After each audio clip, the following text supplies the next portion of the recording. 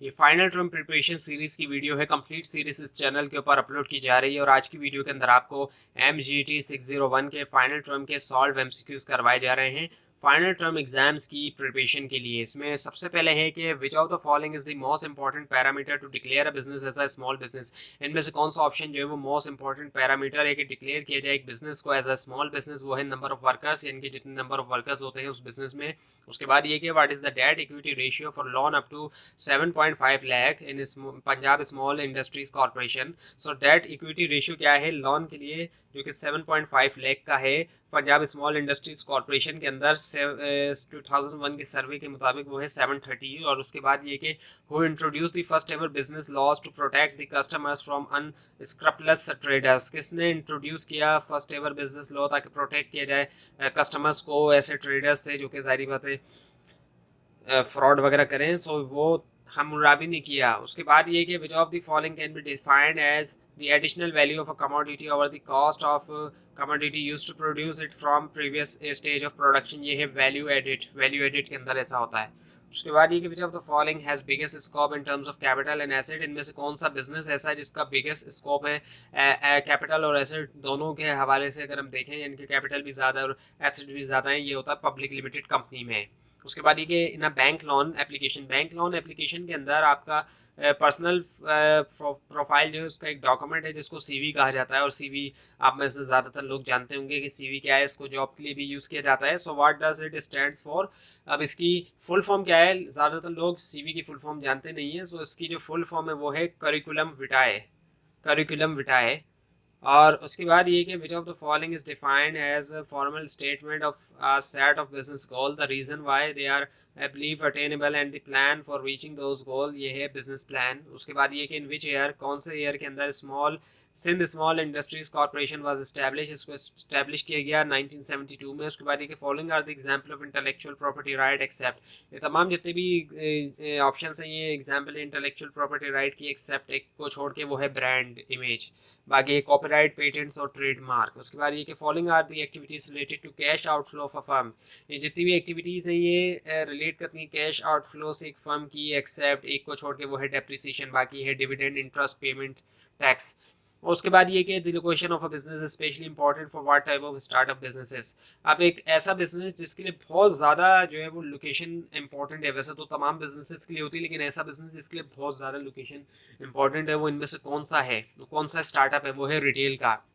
Retail जो shop होती है स्पेशली उसके लिए बहुत ज़्यादा लोकेशन मैटर करती है। अब गली मोहल्लों की जो शॉप्स होती हैं वो भी रिटेल के अंदर आ जाती हैं। अब जिस इलाके में, जिस मोहल्ले में शॉप नहीं है, अगर वहाँ खुल जाती है कोई रिटेल शॉप तो उनकी काफ़ी ज़्यादा सेल होती है, तो इसलिए रिटेल के अंदर लोकेशन बहुत ज़्यादा मैटर करती है। उसके बाद ये कि US economic structure is moving.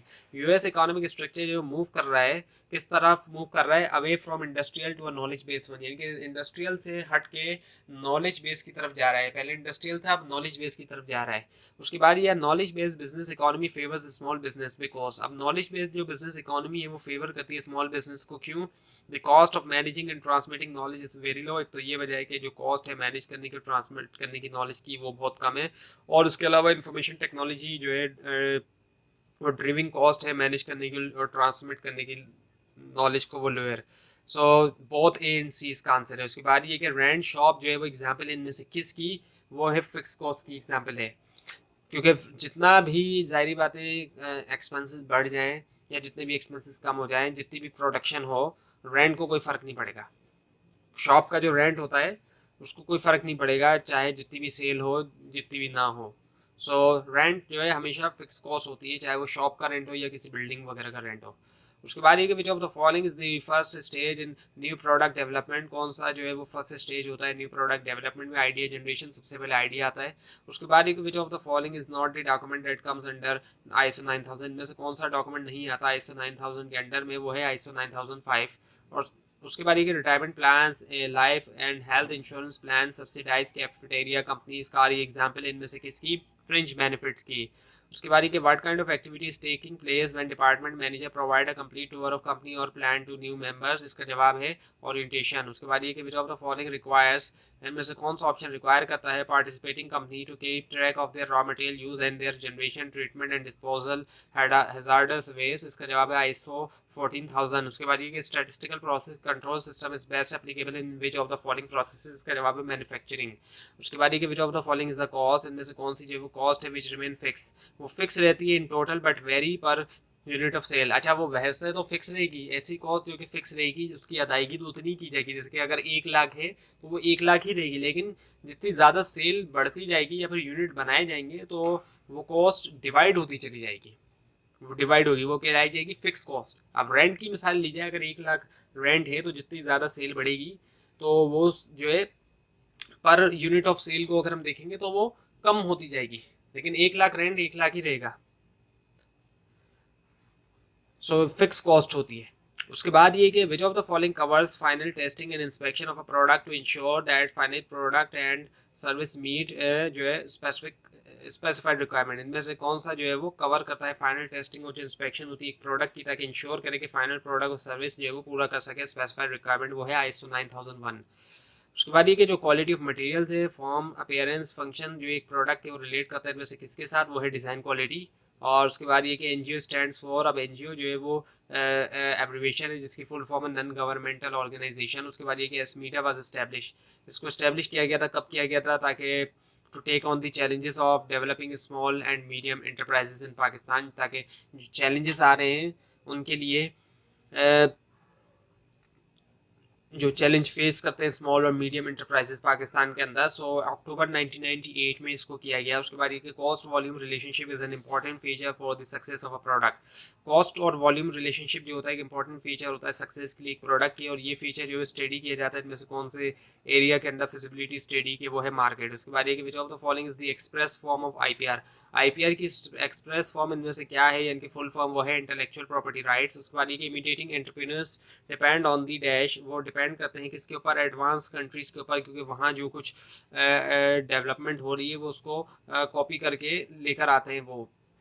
उसके बाद ये कि which of the following enlist the 12 common barriers in the path of entrepreneurship, वो है वेस्पर। उसके बाद ये कि what kind of resources are utilized by small businesses as compare to large one, किस तरह के रिसोर्सेज स्मॉल बिजनेस यूज करते हैं लार्ज के मुकाबले में, वो होते हैं सेकेंडरी रिसोर्सेज। उसके बाद ये कि when employ handbook is provided to employ by the company, जब एम्प्लॉय हैंडबुक जो है वो प्रोवाइड की जाती है एम्प्लॉय को, कंपनी करती है, सो वो है एट कब की जाती है, at the point of orientation, orientation जब होती है। उसके बाद ये कि control of finish products is related to which of the following, जो कंट्रोल है फिनिश प्रोडक्ट का वो रिलेट करता है इनमें से किसको, वो है कंट्रोल ऑफ क्वालिटी। उसके बाद ये कि which of the following term defined as when a person considered good in one category likely to be evaluated similar in another country another category other category, यानी कि अब ये जो टर्म है डिफाइन की गई है कि जब एक पर्सन को, एक शख्स को ये कंसिडर किया गया है कि वो अच्छा या बुरा है एक कैटेगरी में, तो पॉसिबल है, मुमकिन यही है कि उसको एवेल्यूएट किया जाएगा उसी तरह से दूसरी कैटेगरी के अंदर भी ये कहलाया जाता है हेलो इफेक्ट। और उसके बाद ये कि in which year environment protection ordinance in Pakistan has been enacted, so किस ईयर के अंदर किया गया था इसको, 1997 में। उसके बाद ये कि how the large and small sectors are linked, small और लार्ज सेक्टर लिंक है आपस में किस तरीके से, मर्चेंडाइजिंग से। उसके बाद ये कि if a person is evaluated high on many trades because of a believe that the individual is high on one trade, this perception is affected by which of the following effect, वो है halo effect. उसके बाद ये कि all of the following are the problem that can be faced by businessman during the construction phase except, वो है poor location. उसके बाद ये which of the following term is defined as, इनमें से कौन से टर्म को डिफाइन किया जाता है, the initial equity capital use to start a new venture और बिजनेस, इनिशियल इक्विटी कैपिटल जिसको यूज करते हुए स्टार्ट किया जाता है एक न्यू वेंचर या बिजनेस, वो है सीड कैपिटल। उसके बाद ये कि dash is a business term, इनमें से डैश जो है वो एक बिजनेस टर्म है, मींस एन एक्स्ट्राऑर्डिनरी इवेंट, उससे मुराद एक्स्ट्राऑर्डिनरी इवेंट है या फिर सर्कमस्टेंसेस जो कि बियॉन्ड है, बियॉन्ड द कंट्रोल एंटरप्रेन्योर्स, जैसे कि war, strike, crime, flood, earthquake जो कि प्रिवेंट करता है कंटिन्यू करने से बिजनेस, एंटरप्रेन्योर को प्रिवेंट करता है, रोकता है, सो वो है फोर्स मेजोर। और उसके बाद ये कि which of the following can B assess by cash flow statement, इनमें से किसको असेस किया जा सकता है कैश फ्लो स्टेटमेंट से, वो है generation of positive cash flows. उसके बाद ये कि इन विच ईयर एस्मीडा यानी कि इसको इस्टेब्लिश किया गया था अक्टूबर 1998 में। उसके बाद ये कि how many labour laws that exist in Pakistan to control labour issues. So कितने लॉज एग्जिस्ट करते हैं, लेबर लॉज एग्जिस्ट करते हैं पाकिस्तान में कंट्रोल करने के लिए लेबर इशूज़, वो है 56। उसके बाद ये कि विच out of following is an express form of YIPS, ये है यूथ इन्वेस्टमेंट प्रमोशन स्कीम। उसके बाद ये कि according to research conducted in MIT Harvard university USA, so जो रिसर्चेस की गई MIT और हार्वर्ड यूनिवर्सिटी USA के अंदर, following are the main objectives for a technology entrepreneur. So except यानी कि एक्सेप्शन क्या है, जो मेन ऑब्जेक्टिव है टेक्नोलॉजी एंटरप्रेन्योर की, एक एक्सेप्शन है वो है क्रेडिटेबिलिटी। उसके बाद ये कि SME स्टैंड्स फॉर, SME जो है इसकी फुल फॉर्म क्या है, स्मॉल एंड मीडियम एंटरप्राइज। उसके बाद ये the acronym UNDP stands for, अब ये जो एक्रोनिम है इसकी फुल फॉर्म है यूनाइटेड नेशन डेवलपमेंट प्रोग्राम।